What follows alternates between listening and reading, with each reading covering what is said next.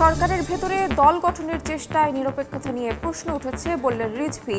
পুরনো রাজনৈতিকদের বিরুদ্ধে নতুনদের অসহযোগিতার অভিযোগ নাগরিক কমিটির।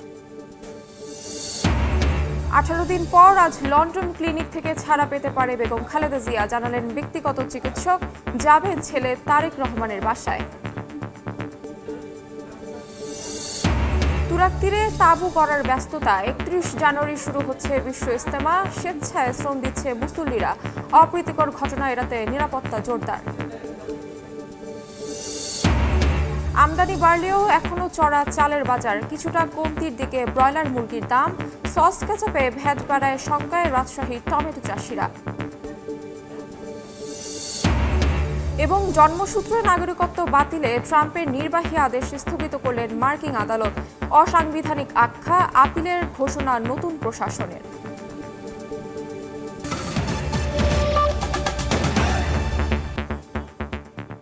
সময় সংবাদের সঙ্গে আছি আমি তাহমিনা তন্নি। অন্তর্বর্তী সরকারের ভেতর থেকে রাজনৈতিক দল গঠনের চেষ্টা চলছে বলে মন্তব্য করেছেন বিএনপির সিনিয়র যুগ্ম মহাসচিব রুহুল কবির রিজভী। তিনি বলেন, জন আকাঙ্ক্ষা পূরণের বিপরীতে রাজনৈতিক দল গঠনের চেষ্টায় সরকারের নিরপেক্ষতা নিয়ে প্রশ্ন উঠেছে। আরাফাত রহমান কোকর 10তম মৃত্যুবার্ষিকীতে বনানী কবরস্থানে দোয়া ও মোনাজাত শেষে গণমাধ্যম কর্মীদের এ কথা বলেন রিজভী। উপদেষ্টাদের কথার মাঝে শেখ হাসিনার বক্তব্যের পুনরাবৃত্তি দেখা যাচ্ছে উল্লেখ করে তিনি বলেন, ফ্যাসিস্টরা বলতো আগে উন্নয়ন পরে গণতন্ত্র, আর উপদেষ্টারা বলে কেউ কেউ বলছে আগে সংস্কার পরে নির্বাচন।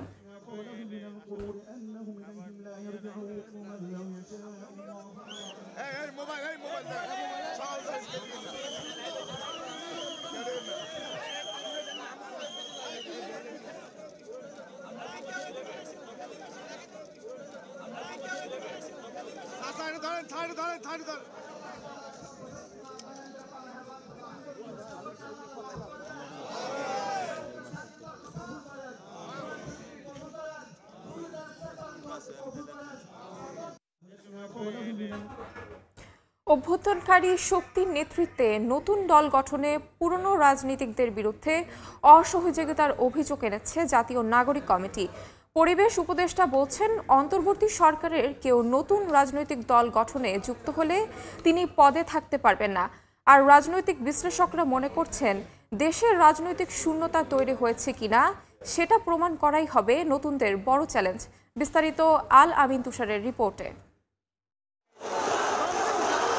5 আগস্ট পট পরিবর্তনের পর থেকেই চাঁদাবাজি ও ফ্যাসিবাদ মুক্ত আধুনিক রাষ্ট্র গড়ার স্বপ্ন দেখতে থাকেন দেশের মানুষ, যা বাস্তবায়নে সহযোগিতার লক্ষ্যে নতুন রাজনৈতিক দল গঠনের কথা বলে আসছেন আন্দোলনকারী শিক্ষার্থীরা।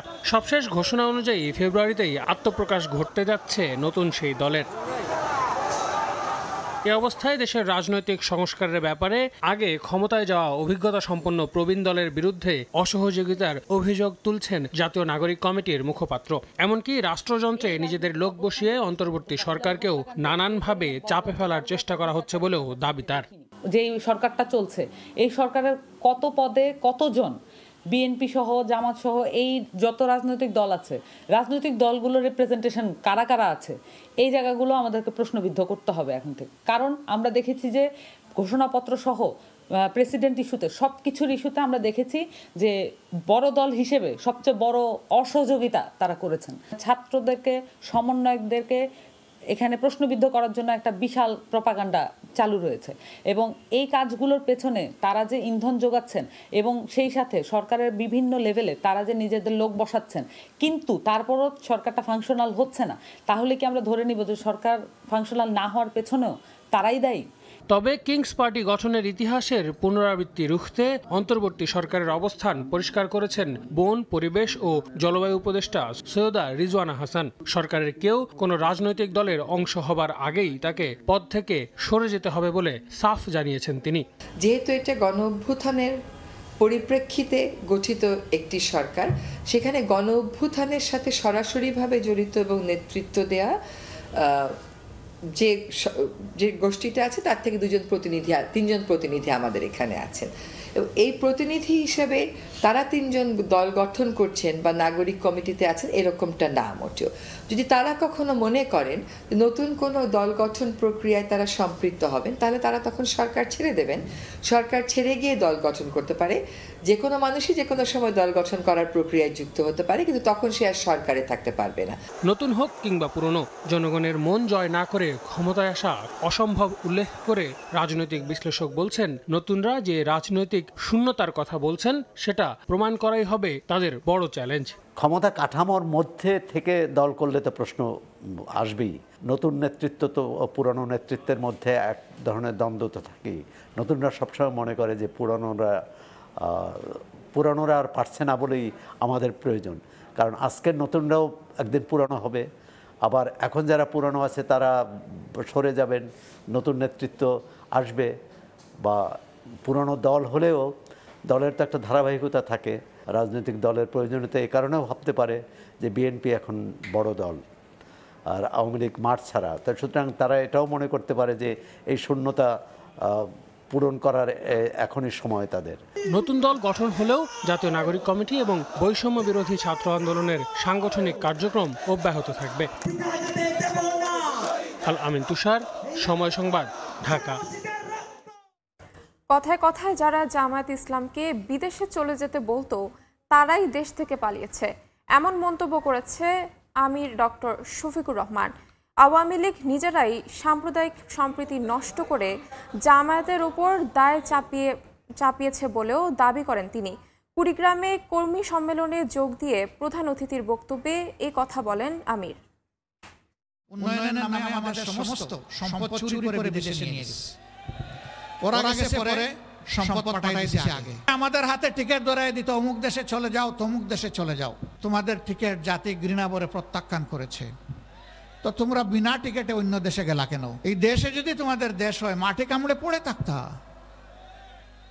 এবং প্রমাণ করতা যে তোমরা দোষী বা নির্দোষ। তা তো পারলা না, কারণ পাপের বোঝা যখন ভারী হয়, জাহাজ যখন ভরে যায়, তখন আর দেশের মানুষকে বিশ্বাস করতে পারে না।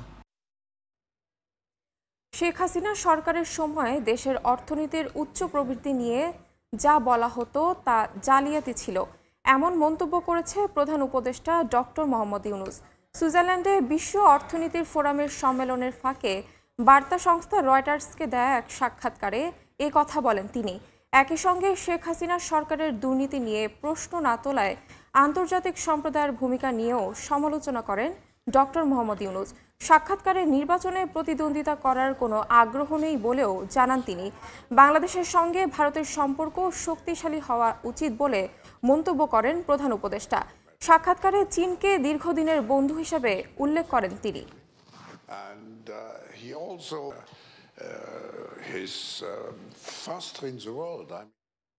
আজ রাতে লন্ডন ক্লিনিক থেকে ছাড় পেতে পারেন বিএনপির চেয়ারপারসন বেগম খালেদা জিয়া। হাসপাতাল থেকে ছেলে তারেক রহমানের বাসায় যাওয়ার কথা রয়েছে তার। লন্ডন ক্লিনিকের সামনে সাংবাদিকদের ব্রিফিংয়ে এ কথা জানান ব্যক্তিগত চিকিৎসক ও বিএনপির স্থায়ী কমিটির সদস্য ডক্টর AZM জাহিদ হোসেন। বলেন, প্রফেসর প্যাট্রিক কেনেডি ও জেনিফার ক্রসের তত্ত্বাবধানে চিকিৎসা চলবে সাবেক প্রধানমন্ত্রীর। লন্ডন থেকে শোয়েব কবিরের রিপোর্টে বিস্তারিত। অবশেষে হাসপাতাল থেকে বাসায় ফিরছেন বেগম খালেদা জিয়া। স্থানীয় সময় শুক্রবার রাতে তারেক রহমানের লন্ডনের বাসায় নিয়ে যাওয়া হবে তাকে। বৃহস্পতিবার রাতে হাসপাতালের সামনে সাংবাদিকদের ব্রিফিংয়ে বেগম জিয়ার ব্যক্তিগত চিকিৎসক ও বিএনপির স্থায়ী কমিটির সদস্য ডক্টর AZM জাহিদ হোসেন জানান, সাবেক প্রধানমন্ত্রী শারীরিকভাবে আগের চেয়ে অনেকটাই ভালো আছেন। এইখানকার চিকিৎসকরা যদি ওনাকে ছুটি দেয়, কারণ ওই কিছু কিছু রিপোর্টের জন্য আজকেও একজন চিকিৎসক দেখে ওনাকে কিছু পরীক্ষা করার জন্য দিয়েছেন, সেগুলো করাবো। করে যদি সব ঠিক থাকে তাহলে হয়তো ইভিনিংয়ে আওয়ারে ছুটি হওয়ার সম্ভাবনা আছে। তিনি আরো বলেন, বেগম জিয়ার লিভার ট্রান্সপ্লান্টের বিষয়ে সিদ্ধান্ত পৌঁছানো যায়নি। তিনি সার্বক্ষণিকভাবে প্রফেসর প্যাট্রিক কেনেডি ও জেনিফার ক্রসের তত্ত্বাবধানে চিকিৎসাধীন থাকবেন। শারীরিক অবস্থার উন্নতি অব্যাহত থাকলে সাবেক প্রধানমন্ত্রী বেগম জিয়া দ্রুতই দেশে ফিরে যেতে পারবেন বলেও জানান তিনি। উনি সার্বক্ষণিকভাবে প্রফেসর প্যাট্রিক কেনেডি এবং জেনিফার ক্রস ওনাদের সার্বিক তত্ত্বাবধানে উনি চিকিৎসা অধীন থাকবেন এবং মেডিকেল বোর্ড যেটি ওনার চিকিৎসকরা আছে ওনাদের তত্ত্বাবধানে থাকবেন। মাকে দেখতে এদিনও হাসপাতালে আসেন তারেক রহমান। দাদির সঙ্গে দেখা করে বের হতে দেখা যায় বেগম জিয়ার 3 নাতনি জাইমা রহমান, জাফিয়া রহমান ও জাহিয়া রহমানকে। চিকিৎসকদের সমন্বিত সিদ্ধান্ত মোতাবেক 18 দিন পর বেগম খালেদা জিয়াকে দ্য লন্ডন ক্লিনিক থেকে তারেক রহমানের বাসায় নিয়ে যাওয়া হচ্ছে। বাসায় থাকলেও অধ্যাপক ডক্টর প্যাট্রিক কেনেডির নেতৃত্বে গঠিত মেডিকেল বোর্ডের তত্ত্বাবধানে চলবে বেগম জিয়ার পূর্ণাঙ্গ চিকিৎসা কার্যক্রম। শোয়েব কবির, সময় সংবাদ, লন্ডন। গাজীপুরের টঙ্গীর তুরাগ তীরে বিশ্ব ইজতেমার ময়দানে চলছে শেষ মুহূর্তের প্রস্তুতি। ঢাকা, গাজীপুর সহ বিভিন্ন এলাকা থেকে আসা মুসল্লিরা শামিয়ানা টানানোর কাজ করছেন। নিরাপত্তা নিশ্চিতে সিসিটিভি ক্যামেরার আওতায় আনা হয়েছে পুরো ময়দান। এরই মধ্যে প্রস্তুত করা হয়েছে বয়ানের মূল মঞ্চ ও বিদেশি মেহমানদের জন্য নির্ধারিত খিত্তাও। দাওয়াতে তাবলিকে এই মেহনতের মাধ্যমে পথহারা মানুষ হেদায়েত পেলেই নিজেদের খেদমত সার্থক হবে বলে মনে করেন স্বেচ্ছায় শ্রম দিতে আসা মুসল্লিরা। আগামী 31 জানুয়ারি থেকে শুরু হচ্ছে বিশ্ব ইজতেমার প্রথম পর্ব।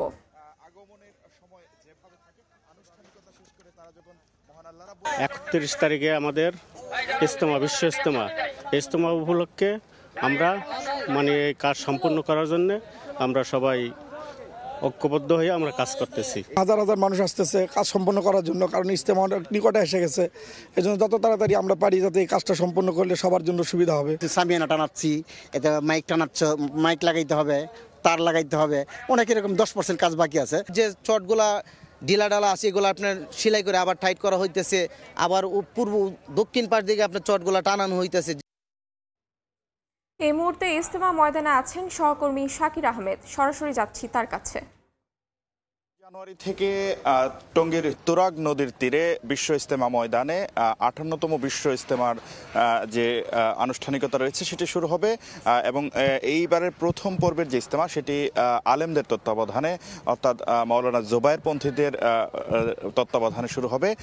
আমরা দেখতে পেয়েছি ইতোমধ্যে 1 সপ্তাহ আগে থেকেই কিন্তু এসে যে পরিস্থিতিটি বা যে চিত্রটি আমরা দেখতে পাচ্ছি, পুরো ইজতেমার ময়দানটিকে আগত মুসল্লিদেরকে প্রস্তুত করার জন্য মুসল্লিদের জন্য প্রস্তুত করতে কিন্তু ইতিমধ্যে অন্যান্য মুসল্লি যারা আছেন বা স্বেচ্ছাসেবক যারা আছেন তারা কিন্তু কাজ করছেন এবং তারা বলছেন যে ইতিমধ্যে তাদের 80 থেকে 85% কাজ সম্পন্ন হয়েছে। আমরা যদি একটু দেখাতে যাই যে বিদেশি মুসল্লিদের জন্য এই বিশেষভাবে অর্থাৎ উপরে টিন দিয়ে চালা করে কিন্তু বিদেশি মুসল্লিদের যে খিত্তা বা নির্ধারিত স্থান যেগুলো রয়েছে সেগুলো প্রস্তুত করা হয়েছে। পাশাপাশি পুরো ইজতেমার ময়দানেই কিন্তু ইতিমধ্যে আগত মুসল্লিদের কে বরণ করে নেওয়ার জন্য যে প্রস্তুতি সেটি ইতিমধ্যে সম্পন্ন হয়েছে। আমরা দেখতে পেয়েছি নিরাপত্তা নিশ্চিত করার জন্য সিসি ক্যামেরা বসানো হয়েছে, পাশাপাশি বৈদ্যুতিক যে লাইনগুলো সেগুলো ইতিমধ্যে দেয়া হয়েছে। পাশাপাশি দেখেছি আমরা তুরাগ নদীর উপর অস্থায়ীভাবে সেনাবাহিনীর তত্ত্বাবধানে পন্টন বসানো হয়েছে যেন দুপ্রান্তের যাতায়াতটি খুবই সহজ হয়, নির্বিঘ্ন হয়।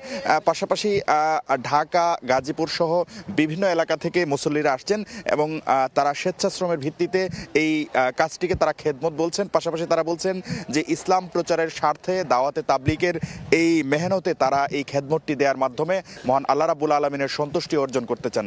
পাশাপাশি তারা বলছেন দিন প্রচারের এই মাধ্যমটি যেন আরও বেশি মানুষের কাছে পৌঁছানো যায় সেই চেষ্টাই তারা করবেন। পাশাপাশি তারা বলছেন যে দেশ ও জাতির সমৃদ্ধি কামনার পাশাপাশি ইসলামের প্রচার এবং প্রসারে তারা এই দাওয়াতে তাবলিগের গুরুত্বপূর্ণ এই মেহনত বা এই কাজটি তারা চালিয়ে যেতে চান। তো সব মিলে ইতোমধ্যে 80% বেশি প্রস্তুতি সম্পন্ন এবং আমরা দেখতে পেয়েছি পুরো মাঠেই কিন্তু স্বেচ্ছাসেবী মুসল্লিরা কাজ করছেন এবং তারা বলছেন তারা আগত মুসল্লিদের জন্য এই মাঠটি নির্ধারিত সময়ের আগেই প্রস্তুত করে ফেলতে পারবেন বলে তারা আশা প্রকাশ করছেন। এই ছিল টঙ্গীর তুরাগ নদীর তীরে বিশ্ব ইজতেমা ময়দান থেকে বিশ্ব ইজতেমার প্রস্তুতির সর্বশেষ খবরাখবর। সরাসরি যুক্ত ছিলাম টঙ্গীতে। আমদানি বাড়লেও এখনও নিয়ন্ত্রণহীন চালের বাজার। বিক্রি হচ্ছে সপ্তাহখানেক আগের চড়া দামেই। ব্যবসায়ীরা জানান 28 মিনিকেট নাজিরশাইল চালের দাম প্রতি বস্তায় ধাপে ধাপে 400 থেকে 600 টাকা বাড়িয়েছে মিলাররা। তাদের দাবি আমন মৌসুম শেষ হলেও বাজারে পর্যাপ্ত সরবরাহ নেই নতুন চালের। এদিকে সপ্তাহর ব্যবধানের মুরগির দাম কেজিতে কমেছে 10 টাকা। মাছের বাজারেও রয়েছে কিছুটা স্বস্তি। অন্যদিকে আগের দামেই বিক্রি হচ্ছে ডাল, ছোলা, তেল। তবে দাম কম বাড়ার মাধ্যমেই বেচাকেনা হচ্ছে মশলার।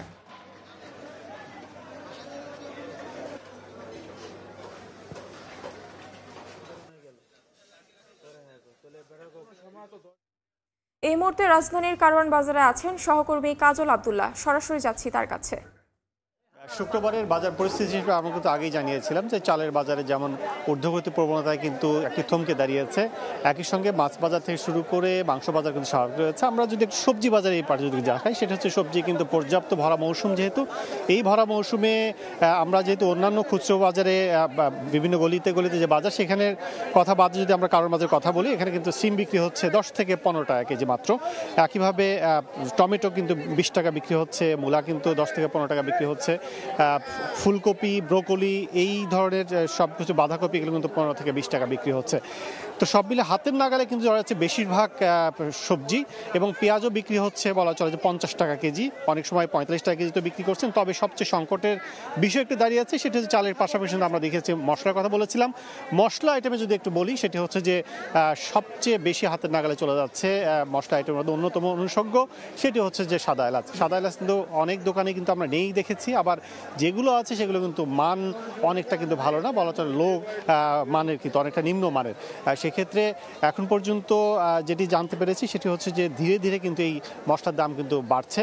সাদা এলাচ যেটি 2 মাস আগেও আমরা দেখেছি যে 1400 থেকে 1800 টাকা মধ্য মানের যে এলাচগুলো বিক্রি হতো সেটি, এবং সর্বোচ্চ ভালো মানের এলাচ কিন্তু বিক্রি হতো 3500 টাকা, 3200-3500 টাকার মধ্যে। সেই ভালো মানের সাদা এলাচ কিন্তু এখন দাঁড়িয়েছে 6000 টাকা কেজিতে, এবং সেটি 5200 থেকে 6000 এর মধ্যে কিন্তু বিক্রি হচ্ছে, তবুও বলা হচ্ছে পাওয়া যাচ্ছে না। এবং নিম্ন এবং মধ্যমানের যদি বলি, সেটি কিন্তু দাঁড়িয়েছে প্রায় 4800 টাকা থেকে 4500 থেকে 4800 টাকা। তবে জিরার দাম রয়েছে এখন আগের মতোই 750-700 টাকা কেজিতে বিক্রি হচ্ছে। দারুচিনি বিক্রি হচ্ছে কিন্তু এরকমই 450-500 টাকা থেকে। তবে সংকটের কথা ব্যবসায়ীরা বলছেন, সেটা বাজার মনিটরিং করতে হবে শক্তভাবে, অন্যথায় কিন্তু কোনোভাবেই যদি আন্তর্জাতিক বাজারেও যদি দাম বেড়ে যায়, কিন্তু দেশের অভ্যন্তরে যে ব্যবসায়ীরা এই পণ্যগুলো দেখভাল করেন কিংবা আমদানি করেন কিংবা নিয়ন্ত্রণ করেন, তারাই কিন্তু মূলত যে প্রতিদিন বলা চলে 5 থেকে 10 টাকা, 20 টাকা, 50 টাকা কিন্তু কেজি বিক্রি করছে, এবং সেটি কিন্তু রমজানকে লক্ষ্য নিয়ে, ঈদকে লক্ষ্য নিয়ে এবং কুরবানি ঈদকে লক্ষ্য নিয়ে কিন্তু এই দামগুলো বাড়ছে। সেটি কিন্তু মনিটরিংয়ের দাবি, জোর দাবি জানাচ্ছেন ব্যবসায়ী। তো আমার কাছে এই ছিল কারণ থেকে সবশেষ। সরাসরি যুক্ত ছিলাম কারওয়ান বাজারে। শাহী গোদাবাড়ি অঞ্চলের টমেটো চাষিরা সংকট উত্তরণে সরকারের হস্তক্ষেপ চায় প্রক্রিয়াজাত এসব পণ্যের বাজারজাতকারী প্রতিষ্ঠানগুলো। চুক্তিভিত্তিক টমেটো চাষে ভাগ্য ফেরা কৃষকরাও শঙ্কামুক্ত হয়ে মনোযোগ দিতে চায় ফসল উৎপাদনে। কৃষকের পণ্যের ন্যায্য মূল্য নিশ্চিতে চুক্তিভিত্তিক চাষ বাড়ানোর পরামর্শ অর্থনীতিবিদদের। শামসুল হক প্রিন্সের তোলা ছবিতে রাজশাহী ও নাটোর ঘুরে এসে রিপোর্ট করেছে MS আরেফিন।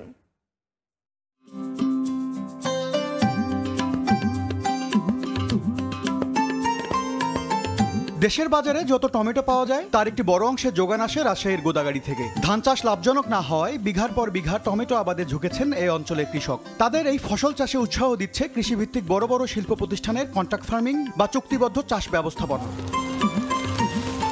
উৎপাদনশীলতা বৃদ্ধি ও নিরাপদ খাদ্যপণ্যের সরবরাহ নিশ্চিতে কৃষকদের প্রশিক্ষণও দিচ্ছে প্রাণের মতো প্রক্রিয়াজাত খাদ্যপণ্য উৎপাদনকারী প্রতিষ্ঠান। ফলনও মিলছে প্রতি বিঘায় 5 থেকে 6 মেট্রিক টন করে। 25 বিঘা টমেটো আবাদ করেছি। এগুলো হচ্ছে আমরা বাইরেও বিক্রি করি, কোম্পানিকেও দিই, যেখানে বেশি দাম পাই তখন সেখানে বিক্রি করি। বিভিন্ন সাপ্লাইয়ের মাধ্যমে আমাদের কাছ থেকে টমেটো সংগ্রহ করে এবং পাল্পিং করে বিভিন্ন দেশে সাপ্লাই দেয়। কৃষকের পরম যত্নে ফলানো টমেটো মাঠ থেকে সরাসরি চলে যায় রাজশাহীর বরেন্দ্র ইন্ডাস্ট্রিয়াল পার্কে, যেখানে স্বয়ংক্রিয় পদ্ধতিতে প্রথমে তৈরি করা হয় পাল্প, পরে তা দিয়ে বানানো সস, কেচাপ ও টমেটো পেস্ট পৌঁছে যায় সারা দেশে। রপ্তানি আয়ের যোগান দিতে চলে যায় বিদেশেও। অ্যাসেপ্টিক পদ্ধতিতে আমরা এই প্রসেসটাকে আমরা ফিল করি। তবে এবার ছন্দপতনে পড়তে যাচ্ছে উদীয়মান এই শিল্প খাতটি। প্রক্রিয়াজাত কৃষিপণ্য প্রস্তুতকারকদের সংগঠনের তথ্য, দেশে বর্তমানে সস, কেচাপ আর টমেটো কেচাপের বার্ষিক বাজার 600 কোটি টাকার, যা বাড়ছে 10% হারে। তবে সম্প্রতি এসব পণ্যে ভ্যাট ও শুল্ক বাড়ানোর কারণে বাজারে নেতিবাচক প্রভাব পড়ার শঙ্কা করছেন উৎপাদনকারীরা। 5% থেকে 15% ভ্যাট বেড়ে গেল, এতে আমরা কিছুটা শঙ্কিত। ফলশ্রুতিতে তখন হয়তোবা আমাদের ডিমান্ডটা একটু কমে যায়, বা যদি ডিমান্ড কমে যায় তখন কিন্তু এই পরবর্তীতে এই ইন্ডাস্ট্রি ইন্ডাস্ট্রিটা যেভাবে গ্রো করছে এই রেটে গ্রো করবে না। এই অবস্থায় কৃষকের স্বার্থ আর পণ্য প্রস্তুতে বৈচিত্র্যময়তা আনতে আর্থিক ও নীতি সহায়তা নিয়ে এ খাতে পাশে থাকার পরামর্শ দিচ্ছেন অর্থনীতিবিদরা। এখানে তাদের কোনো রিস্ক নিতে হয় না, পণ্যের বাজারটা নিশ্চিত থাকে এবং তারা অন্যান্য ক্ষেত্রে যে পণ্য বিক্রি করে যে রকম লাভ করে তার চাইতে কন্ট্রাক্ট ফার্মিংয়ের মাধ্যমে তারা অনেক বেশি লাভবান হতে পারে। এটাতে যদি উৎসাহিত করে কৃষকদেরকে তাহলে উৎপাদন বাড়বে এবং আমরা ক্ষেত্র বিশেষে অনেক বেশি পরিমাণে আমরা কৃষিপণ্য রপ্তানি করতে সক্ষম হব। কৃষিপণ্যের উৎপাদনকারীদের সংখ্যা সত্যি হলে টমেটো চাষিরা বেহাল দশায় পড়বেন, এমনটাই বলছেন কৃষি সংশ্লিষ্টরা। কৃষকের কাছ থেকে টমেটো সংগ্রহ করে পাল্প তৈরির পর নাটোরের প্রাণাগ্রো লিমিটেডের এই কারখানাটিতে সস তৈরির সবশেষ প্রক্রিয়া সম্পন্ন করা হয়, যেখানে ছোট বড় মিলিয়ে প্রতিদিন অন্তত 35 টন সস উৎপাদন করা হচ্ছে। MS আরিফিন, সময় সংবাদ, নাটোর। সাপ্তাহিক ছুটির দিনে জমে উঠেছে ঢাকা আন্তর্জাতিক বাণিজ্য মেলা। সকাল থেকেই ক্রেতা দর্শনার্থীদের ভিড়। এই মুহূর্তে মেলা প্রাঙ্গণে আছেন সহকর্মী জিন্নাতারা যশোয়া। সরাসরি যাচ্ছি তার কাছে। বেলা বাড়ার সঙ্গে সঙ্গে মেলা প্রাঙ্গণে একদম উপচে পড়া ভিড় লক্ষ্য করা যাচ্ছে। কুয়াশা কাটার পরে রোদ যখন থেকে দেখা শুরু করেছে, দর্শনার্থীর সংখ্যাও তখন থেকেই দ্বিগুণ হয়ে গেছে এবং প্রত্যেকটি স্টল প্যাভিলিয়নে সমানভাবে দর্শনার্থীদের উপচে পড়া ভিড় লক্ষ্য করা যাচ্ছে। এবং এই মুহূর্তে আমরা যেখানে রয়েছি, শিশুদের জন্য যে পার্কটি নির্মাণ করা হয়েছে, এখানেও দেখা যাচ্ছে উপচে পড়া ভিড় এবং সময় যত গড়াচ্ছে ভিড়টা ততটাই বৃদ্ধি পাচ্ছে এবং স্টলগুলোতে বেচা কেনার এক ধরনের হিড়িক পড়েছে বলা যাচ্ছে। এবং যেহেতু মেলার একদম শেষের দিকটায় চলে এসেছে, আর মাত্র 7-8 দিন বাকি আছে, তো সেই ক্ষেত্রে দেখা যাচ্ছে যে শেষ সময়ে এসে স্টল প্যাভিলিয়নে যারা আছেন তারা কিন্তু নতুন নতুন ছাড় দিচ্ছেন, কেননা তারা বলছেন যে শেষ সময় তারা যেসব পণ্য নিয়ে মেলায় অংশগ্রহণ করেছেন সেসব পণ্য নিয়ে তারা ফেরত যেতে চান না। তারা চান মেলা ফুরোতেই পণ্যগুলো যেন তাদের বেচা শেষ হয়ে যায়, তাই তারা বিভিন্ন ধরনের ছাড় দিচ্ছেন। এছাড়াও আমরা যদি একটু বলি, 362টি স্টল প্যাভিলিয়নের মধ্যে কিন্তু বিভিন্ন ধরনের পণ্যের বিভিন্ন ধরনের স্টল এবং প্যাভিলিয়ন রয়েছে এবং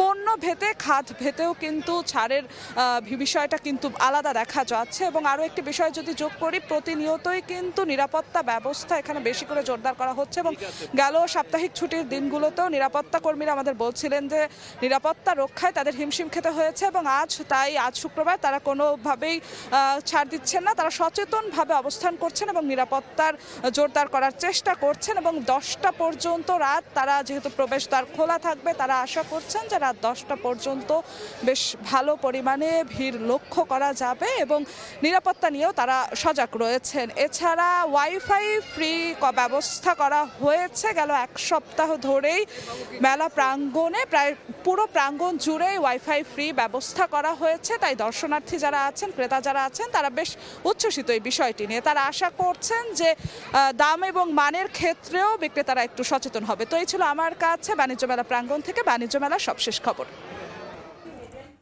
সরাসরি যুক্ত ছিলাম বাণিজ্য মেলায়। 4 বছর আগে ভবনের পাইলিং শেষ করে 50 লাখ টাকা বিল তুলে নিয়ে আর কোনো কাজ করেনি ঠিকাদার, অথচ জরাজীর্ণ ও ঝুঁকিপূর্ণ আধা পাকা ভবনে পাঠদান কার্যক্রম চলছে শরীয়তপুর সদর উপজেলার আঙ্গারিয়া বালিকা উচ্চ বিদ্যালয়ে। 5টি শ্রেণীর জন্য 4টি কক্ষ আর 10ম শ্রেণীর শিক্ষার্থীদের জায়গা হয়েছে স্টোর রুমের পুরনো চেয়ার টেবিলের মাঝে। BM ইসরাফিলের পাঠানো তথ্য ও ছবি নিয়ে রিপোর্ট। ভেঙে গেছে আধা পাকা ভবনের পিলার, মরিচা ধরেছে টিনের চালে, পলেস্তারা খসে পড়ার পাশাপাশি দেয়াল জুড়ে অসংখ্য ফাটল। এরই মধ্যে চলছে পাঠদান কার্যক্রম। শরীয়তপুর সদরের আঙ্গারিয়া বালিকা উচ্চ বিদ্যালয়ে 2021 সালে নতুন ভবন নির্মাণের অনুমোদন দেয় সরকার। পরে ঠিকাদারি প্রতিষ্ঠান শুধু ভবনের পাইলিং শেষ করে 50 লাখ টাকা বিল তুলে ফেলে রেখেছে কাজ, অথচ 5টি শ্রেণীর জন্য 4টি কক্ষ আর 10ম শ্রেণীর শিক্ষার্থীদের জায়গা হয়েছে স্টোর রুমের পুরাতন চেয়ার টেবিলের মাঝে। এতে ব্যাহত হচ্ছে পাঠদান। দ্রুত ভবন নির্মাণের কাজ চালুর দাবি সংশ্লিষ্টদের। আমাদের স্কুলে 2021 সালে নতুন ভবন নির্মাণ করার কথা ছিল, কিন্তু এখন 2021 সাল, 22 সাল, 23 সাল পেরিয়ে 24 সাল পেরিয়ে 25 সাল আমরা পাড়া দিয়ে ফেললাম, কিন্তু এখন আমাদের সেই ভবনটা হয়নি। স্কুলের স্টুডেন্ট দিন দিন কমে যাচ্ছে, কারণ হচ্ছে এই ভাঙ্গাচুরা ভবনে গার্ডিয়ানও মানে সন্তানকে দিতে চায় না আর স্টুডেন্টরাও আসতে চায় না। শিক্ষার মান এবং পরিবেশ ফিরিয়ে আনার জন্য এই ভবনটি অতি দ্রুত আমাদের করা দরকার। আমরা অতি শীঘ্র এই বিল্ডিংটি নির্মাণ কাজ শেষ করার প্রয়োজন মনে করছি। এ বিষয়ে ক্যামেরার সামনে কথা বলতে রাজি হয়নি ঠিকাদারি প্রতিষ্ঠানের কেউ। তবে দ্রুত ভবন নির্মাণ কাজ শুরুর আশ্বাস শিক্ষা প্রকৌশল অধিদপ্তরের।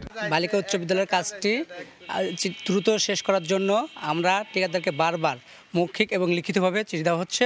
নতুন ভবন নির্মাণে ব্যয় ধরা হয়েছে 1,31,00,000 টাকা। বর্তমানে বিদ্যালয়টির শিক্ষার্থীর সংখ্যা 3 শতাধিক। সময় সংবাদ, শরীয়তপুর। যুক্তরাষ্ট্রের জন্মসূত্রে নাগরিকত্ব বাতিল করার নির্বাহী আদেশকে অসাংবিধানিক বলে মন্তব্য করেছেন ওয়াশিংটনের সিয়াটল ফেডারেল ডিস্ট্রিক্ট কোর্টের বিচারক জন কফেনোর। একই সঙ্গে নির্বাহী আদেশের উপর অস্থায়ী নিষেধাজ্ঞা দিয়েছেন তিনি। এই আদেশের বিরুদ্ধে আপিল করার ঘোষণা জানিয়ে ট্রাম্প প্রশাসন বলছে শেষ পর্যন্ত আইনি লড়াই চলবে। দ্বিতীয় মেয়াদে যুক্তরাষ্ট্রের প্রেসিডেন্টের দায়িত্ব নেয়ার পর ডোনাল্ড ট্রাম্প যেসব নির্বাহী আদেশে সই করেছেন তার একটি জন্মসূত্রে নাগরিকত্ব আইন বাতিল সংক্রান্ত। তবে ট্রাম্পের এই নির্বাহী আদেশ চ্যালেঞ্জ করে যুক্তরাষ্ট্রের আদালতে আবেদন জমা পড়ছে। এরই পরিপ্রেক্ষিতে আদেশটিকে অসাংবিধানিক বলে মন্তব্য করেছেন ওয়াশিংটনের সিয়াটল ফেডারেল ডিস্ট্রিক্ট কোর্টের বিচারক জন কফনোর। একই সঙ্গে নির্বাহী আদেশের উপর অস্থায়ী নিষেধাজ্ঞা দিয়েছেন তিনি। ট্রাম্পের আদেশটিকে আটকে দিতে ওয়াশিংটন অঙ্গরাজ্যের অ্যাটর্নি জেনারেল নিক ব্রাউন এবং 3টি ডেমোক্রেটিক শাসিত রাজ্যের পক্ষ থেকে করা আবেদনের পক্ষে রায় দেন বিচারক কফনোর। আদালতে ট্রাম্প প্রশাসনের পক্ষ থেকে যুক্তি দেওয়া হয়, এই আদেশে রাজ্যগুলোর তাৎক্ষণিক ক্ষতি হয়েছে এবং আরও বিচার বিভাগীয় আলোচনা ছাড়াই বিচারকের সিদ্ধান্তে পৌঁছানো উচিত নয়। তবে বিচারক তার স্থগিতাদেশ দেওয়ার সিদ্ধান্তে অটল ছিলেন। নির্বাহী আদেশের উপর দেয়া অস্থায়ী নিষেধাজ্ঞার বিরুদ্ধে আপিল করার ঘোষণা দিয়ে ট্রাম্প প্রশাসন বলছে শেষ পর্যন্ত আইনি লড়াই চলবে। নাদিম মারজান, সময় সংবাদ। ক্লাব আর বোর্ডের দ্বন্দ্বে অনিশ্চিত ক্রিকেটারদের ভবিষ্যৎ। ঢাকা প্রথম বিভাগ ক্রিকেট লিগ স্থগিত হওয়ায় ক্রিকেটারদের পাশাপাশি বিপাকে তাদের ওপর নির্ভরশীল পরিবার। অচলাবস্থা দূর করতে বৃহস্পতিবার বোর্ড সভাপতি শরণাপন্ন হন ক্রিকেটারদের 20 জনের প্রতিনিধি দল। ফারুক আহমেদের সময় চেয়েছেন, আশ্বাস দিয়েছে শনিবারের বোর্ড সভায় সবকিছু ঠিক করার। দিন শেষে কিন্তু আমাদের এটা রুজি রুটি তো, আর ফার্স্ট ডিভিশন টিম যারা খেলে একটা লিগই হয়, তো ওই একটা লিগেই, আর এখনকার বর্তমানে দেশের যে পরিস্থিতি এটা সবাই জানেন, তো পুরো এলোমেলো হয়ে আছে। তো কথাগুলো বলছিলেন আবির হোসেন, খেলেন এক্সিয়ম ক্রিকেটার্সের হয়ে। বোর্ড ক্লাব দ্বন্দ্বে তার একমাত্র উপার্জনের মাধ্যম ঢাকা প্রথম বিভাগ ক্রিকেট লিগ স্থগিত হয়ে আছে। অনেকের অভিযোগ, ঢাকার ক্লাবগুলোর কাছে এক প্রকার জিম্মি ক্রিকেট বোর্ড।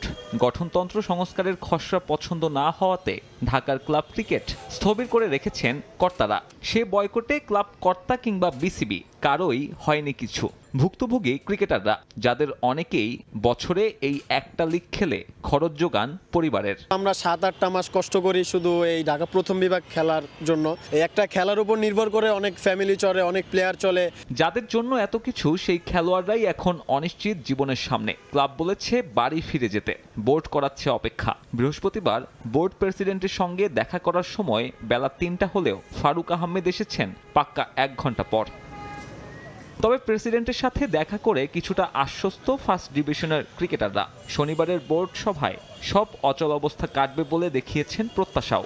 একটা জিনিস ক্লিয়ার করছে যে কোনো ডাউট নাই ক্রিকেট লিগ হবে এখানে, বাট ওনার কথা হচ্ছে যে এই মাসের ভিতরেই উনি ঢাকা ফার্স্ট ডিভিশন ক্রিকেট মাঠে গড়াবে। তবে শনিবারেও যদি সমাধান না হয় তাহলে ক্রিকেটারদের ভবিষ্যৎ কি? উত্তরটা জানেন না ক্রিকেটকে রুটি রুচি বানানো এমন অসংখ্য তরুণ। ক্লাবের সাথে কি, বোর্ডের সাথে কি, আমরা চাই মাঠে ক্রিকেট। তো ওনারা যদি দিন শেষে একটা সমাধানের মধ্যে আসে, সেটা বাংলাদেশ ক্রিকেটের জন্য অবশ্যই ভালো।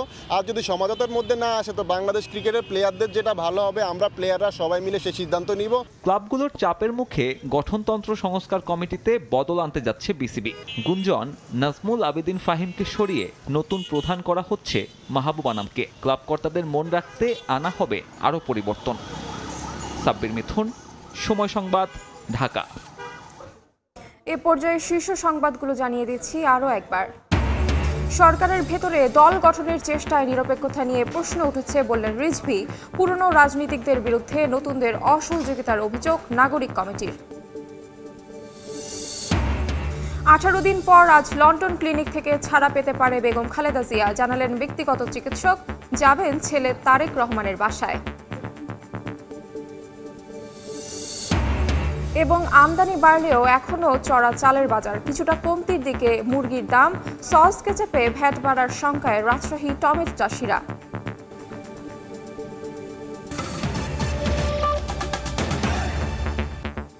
এ ছিল সময় সংবাদের সঙ্গে থাকুন সময়ে।